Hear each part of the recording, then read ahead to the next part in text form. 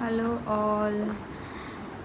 என்னோடய பேபிக்கு வந்து நான் வந்து தலையில் இருக்கிற அந்த மாங்கை வந்து ரிமூவ் பண்ணணும் அப்படின்னு சொல்லிட்டு இன்றைக்கி வந்து சரி ரிமூவ் பண்ணலாம் அப்படின்னு சொல்லிட்டு ஒரு கோம்பு வச்சு சரி ஜென்டலாக ரொம்ப மைல்டாக, ஏன்னா அந்த ஏரியா ரொம்ப சென்சிட்டிவான ஏரியானால ரொம்ப ஜென்டலாக, எனக்கே லைட்டாக ரொம்ப பயமாக இருந்துச்சு ரிமூவ் பண்ணும்போது. ஐயோ என்னடா நம்ம இப்படி ரிமூவ் பண்ணுறோமே அப்படின்னு. ஏன்னா ஃபஸ்ட் பேபிக்கு வந்து நான் வந்து கையால் வந்து ப்ளக் பண்ணி எடுத்துகிட்ருந்தேன்.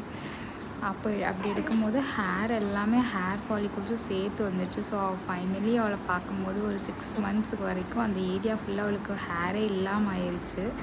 சரி திஸ் டைம் வந்து நம்ம அந்த மிஸ்டேக் பண்ணக்கூடாதுன்னு சொல்லிட்டு நான் வந்து இந்த மாதிரி கோம்பு யூஸ் பண்ணி ஜென்டலாக எடுத்தேன். ஸோ இதில் ஹேர் எதுவுமே வரல, அந்த மாங்கு கரெக்டாக வந்துருச்சு.